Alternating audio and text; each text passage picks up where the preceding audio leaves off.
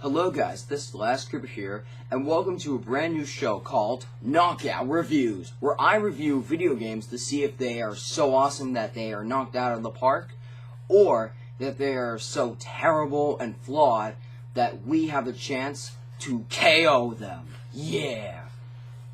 Today's game is one of my all-time favorites, Super Mario 64. I know this is a lot of people's favorites, but why am I talking about it after 20 years of it being released? Well, Mario has been around for almost 30 years thanks to Super Mario Bros. It has revolutionized the gaming industry and it revived it almost all by itself. It's truly amazing. But when Nintendo brought Mario to 3D, it was awesome. Sure, some people have never lived in the 90s and never understood how awesome it is, but for people in our generation, it's truly amazing, since this game can be played now very easily, because it is so awesome. But after almost 20 years of this being released, with Mario 64 being out in 1996, we have one question that remains. Does it still live up to today's standards? Let's find out. Knockout!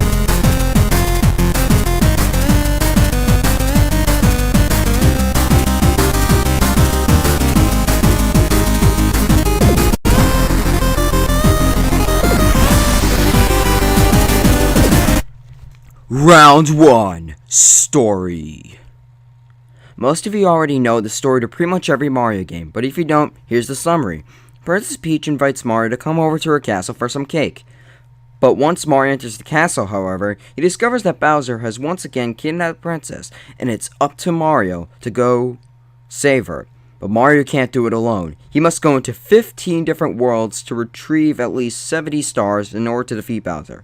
There are 50 additional stars besides the 70, but we'll talk about that later, and they're not really required.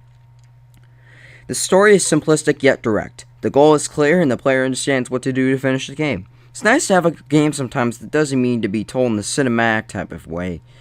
You know, the more complex stories that's confusing, like Sonic 06 or Final Fantasy. Ugh. But other than that, really, the story, that's basically it.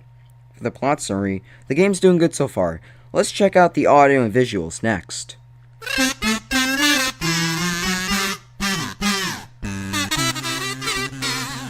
At its time, the graphics of this game are surprisingly better than most games before it, all thanks to the hardware power of the Nintendo 64. The graphics look amazing and somewhat timeless by today's standards. However, most of the textures in the game are rough and they haven't aged that well, but it doesn't really matter, since many parts of this game make up for it. Mario has his own kind of look. He looks similar to his older version, but he is a little different than before. In fact, the entire style of this Mario is what is now used in all other Mario games after Super Mario 64. Each enemy looks amazing and different as well. Also, the environment of Mario 64 is drastically different than other games before it, due to the brand new open 3D world. Each level is now entered through by painting instead of a tiny area on a map, which is much better in my opinion.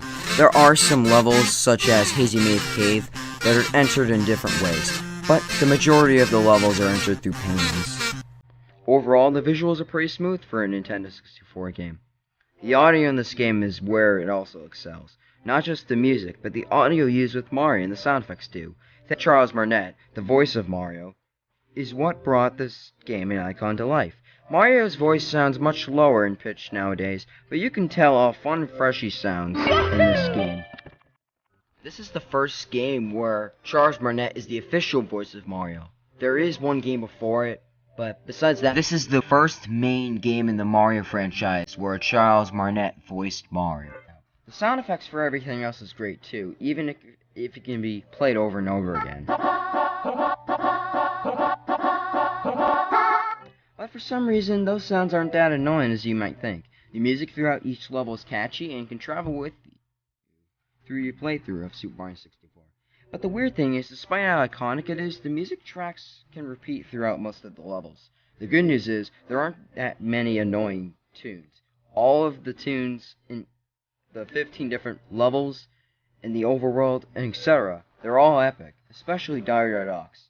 They have been remastered in many different versions, such as this one. Here, take a listen.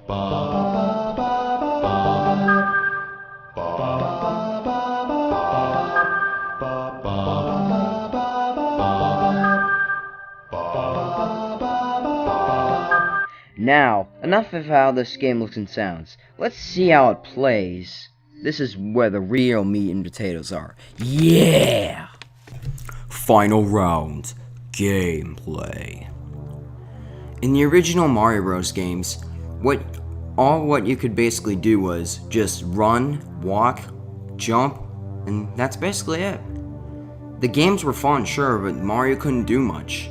It's understandable, because the games were made 10 years before Super Mario 64 was released.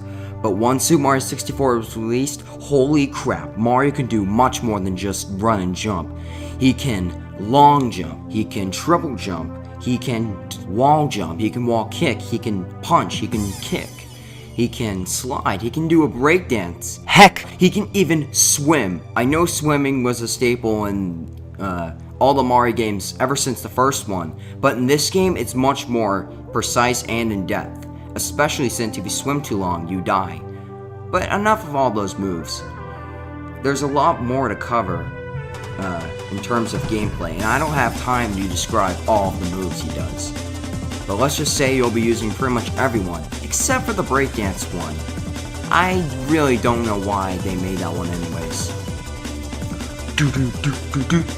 Mario.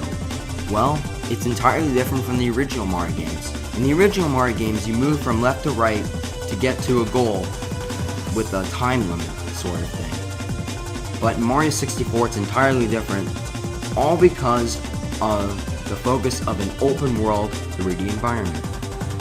In this open world environment, you basically have to do a mission that will get you a star. As I mentioned before, Mario has to collect at least 70 of these said stars to rescue Princess Peach and finally defeat Bowser.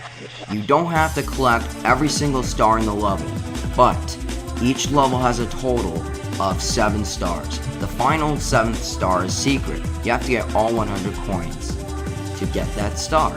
And what's good is you can get another star at the same time, which I highly recommend, because these 100 coin stars can be pretty frustrating, especially when a level only has around 100 coins or so. So you can't really miss any at all. What's awesome about these missions is that each one is unique. Yes, you do see some ones repeated in a different level, whether if it's just with a different boss or something else. But it doesn't really matter. These power stars can be pretty fun to get. Getting all 100 can be tedious, and sometimes you don't know how to get them. Especially if you lived in the 90s, you probably understand how frustrating it can be. But the good news is, for every single star you don't know about, you don't have to get it, because you can make it up when you get another star. As I said before, you don't have to get all 120 stars, but if you are willing to do the challenge, there will be an awesome reward that will happen at the end of the game. This game is awesome in its right, but there are some things that aren't really good about it that I'll talk about in a little bit. So now that we've covered about the power stars, let's move on to the camera. Yes, since it's a 3D environment, the camera is much more important this time. In the previous Mario games, the camera doesn't really matter. You just move left to right, and in the original Mario, you couldn't go back to the start of the level to pick up an extra mushroom, because it would restrict you there. But in this game, the camera moves at a 360-degree angle pretty much all the time. But the camera isn't really that polished as in future Mario games. It's a little more complex, more than you think. There's 2 different angles of the camera that you can choose, with one that you don't really need unless if you want to perform some cool trick like this. But what's really annoying is the camera is a little more complex than future Mario games, and in general, you actually do have to change the angles of the camera sometimes, because there are situations where you need to see where you're going, or else it's going to be a little frustrating, especially towards the end of the game with levels like Tick-Tock Clock and Rainbow Ride. You do have to move the camera around because it's good to see where you're going, and not even in the end of the game. No matter if you're good at Mario 64, like me, because I haven't played it for so long, or not, the camera is still frustrating nonetheless, and it can lead to some of your deaths. But the good news is there's more good things about the gameplay than bad. In this game, we are introduced to 3 new power-ups that I don't think have appeared in any other Mario game after this, which really stinks because they're awesome. There are 3 different caps in the game, and I won't tell you how to get them, but they are used throughout the game and they're pretty cool. There's the wing cap, which lets you fly around for a little bit, and it plays the Starman theme, which is awesome. There's the metal cap, which lets you instantly sink down to the water, but it's not really good if you're wandering around with it, because yes, it's easy to damage enemies, and you do use it in Hazy Maze Cave frequently, but I don't know, it's just sometimes it's not really good. And then there's the invisibility cap, which lets you, well, be invisible. And you can go through specific walls, which is pretty cool. And some levels actually use this mechanic. What's awesome about these caps is, you can't just get them right away. No, you have to find a specific switch assigned to that cap. For example, there's a red switch in a certain area that's associated with the red box. The red box lets you use the wing cap. But you can't just go to any of the 15 main levels and hit them. No, you actually have to find a specific area in the game. And once you do, it's pretty cool. Speaking about secret areas, Super Mario 64 has a little bit of secret stars. I recommend getting these just in case if you're looking to get some more stars, and they're actually required to get the 120 star amount by the end of the game. What's cool about them is they're not just in the main levels. A good majority of them are inside and outside of Peach's Castle, the main hub world of Super Mario 64. And once you find them, you feel really cool about yourself. And some of these require certain stars or certain actions to be done. What's awesome about Super Mario 64 is that the order of obtaining the power stars in the game are pretty much up to you and how you do them. Do you go for star number 1, 2, 3, 4, 5, 6, 7 in the worlds? Or do you go for the red coin star first and then do all the other levels? It's entirely up to you. But the thing is, some of these worlds cannot be unlocked until you've obtained stars beforehand or have completed certain bosses or objectives. Most of Princess Peach's castle is locked off in the beginning, but as you go throughout the game, more and more worlds are open for you to explore and obtain stars. I apologize for how long this is, but that's pretty much the gameplay covered. Mario has a lot of new moves. Instead of getting to the flagpole of every level, you get stars, and you actually you can replay them, and there's a value of them, and there's also secret stars and power-ups. There are bosses too, but not many, and it is kind of disappointing. But once I talk about Super Mario Galaxy, if I do talk about it, I'll show you how awesome and how many bosses there are. So yeah, what are my overall thoughts on Super Mario 64? Let's find out. Overall, Super Mario 64 is an excellent 3D platformer, and it's really great. However, there are some things that aren't that great about it in today's standards. Some of the graphics may not appear as good, but according to me, it's pretty much one of the most hacked Mario games of all time, like Super Mario Star Road, Super Mario 74. There's many different editions of this beloved classic. If only we could get a sequel. Truth is, we probably won't anytime soon, but I just hope we get an announcement or something. Super Mario 64 is more than just one of my favorite games. By today's standards, it can't really be replicated in the way it was in future Mario games. Yes, Mario Sunshine did bring some elements back, but Galaxy and onward were mostly linear, as far as I know, when this video is recorded. The camera is wonky, and comparing it to like Galaxy or 3D World, it's not the greatest, and it can be improved.